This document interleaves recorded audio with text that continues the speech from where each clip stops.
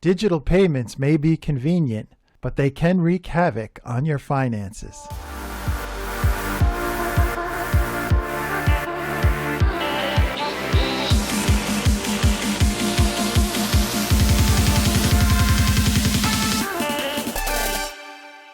Hello and welcome to another edition of Shine 365, where our job is to help you lead a better life.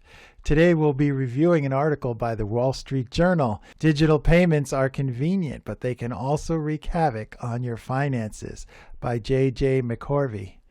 For some people, a financial wake-up call manifests itself in the form of a credit report ding. For Jeremy Eisengreen, it was what happened after he took a tumble and tore a knee tendon during a trip.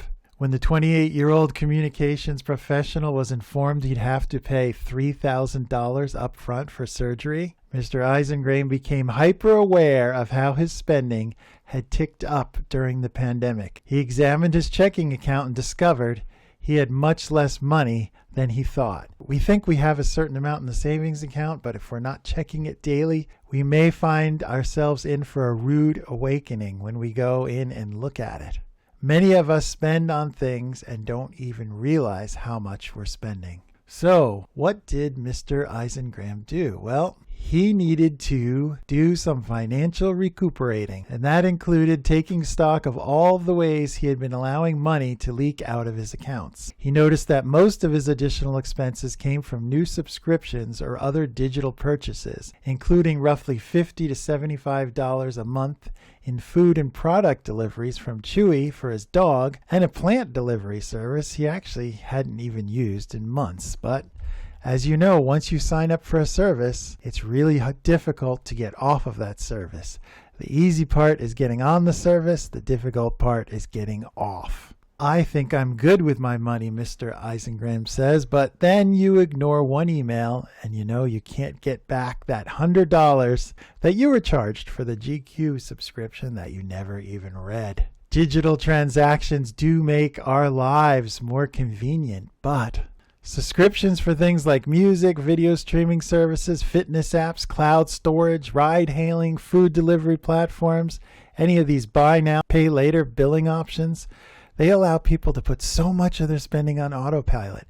So much, and you can't remember unless you write it all down on a spreadsheet, which none of us do because a lot of times we sign up for things in the moment when we really need something. And then we may have signed up for something that we have to pay every month, and we forget that we even did it. And guess what? It's still coming out of your checking account, even if you forgot about it, even if you don't use it.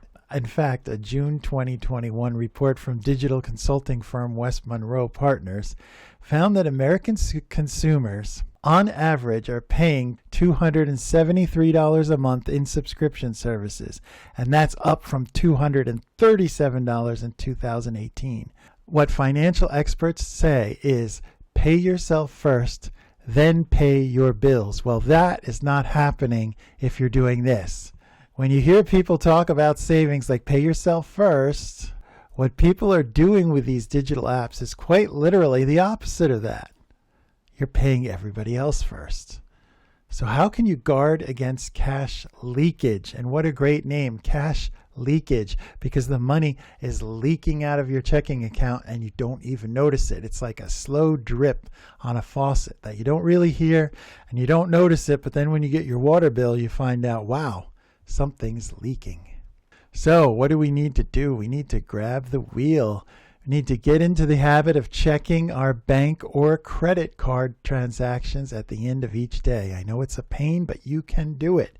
And that way you have a clear picture of where your money's actually going. You can also set up bank alerts. So if you want to have an alert, anytime a certain amount of money is going out and you'll get a text, hey, we're paying this, we're paying that. You know, you can put in any threshold you want, $50, $100, whatever you want. So whenever the transaction goes through, your eyes can at least touch it, especially for those automated bills. They're really hard to understand what you're spending. So if you get a little alert on your phone, you pull up your phone, you get an alert, you look at it, oh, okay, I just paid that. And then the next, oh, I just paid that. And you figure out you're actually paying a lot of money in subscription and app fees that you really need to get under control in order to have a better grasp of your finances. You can also whittle down the payment options you use to one, and that would mean sticking with one mobile app that makes all your payments. Or you can have maybe one mobile app for payments to friends and another to credit cards. When it comes to subscriptions, and we all know that subscriptions are the big thing, because immediately you notice something online. Oh, this is such a great product. I want to try this. I'm going to subscribe. I'm going to use it. And then after a month or two, you get tired of it. You're not really using it, but you're still paying for it because you subscribed for a year or two, or even if it's monthly, you just forget. And the next month comes and they automatically remove the funds from your checking account. And then another month comes, the funds are removed again, and you're not even using the product. So if you sign up for reoccurring monthly withdrawals, you also remember you are signing up for potential and sometimes inevitable price increases. Remember, things can go up. And a lot of times we have the set it and forget it model.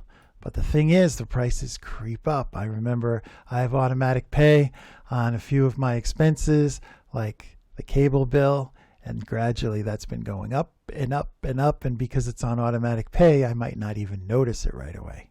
It's basically like, hey, it's easy to sign up for these things, but if you want to cancel, you got to cross the moat, fight the dragon, and deliver this handwritten letter. They make it really hard to get off these services. You don't just click on the service like you did when you joined. You have to do a couple of things and jump through some hoops to get off. But if you set yourself a reminder, and if you see how much money you are losing each month, that's going to give you incentive to get off of these extra apps and these extra services that you may not be using. If you're using it, that's fine. Keep doing it. But if you're not using it, get off of the service. Mr. Lee suggests creating a check-in point every 6 months to evaluate the subscriptions you have, how much you use them, and then decide what you want to do. I know in these difficult times it's not always easy to do that, but at least if you see what you're paying for every month, if you know what you're paying for, you're not going to have those difficult surprises when it comes to your financial needs. We look forward, as always, to sharing a new podcast with you every week. Please give us a thumbs up, a like, and subscribe, and we will see you next time on Shine 365.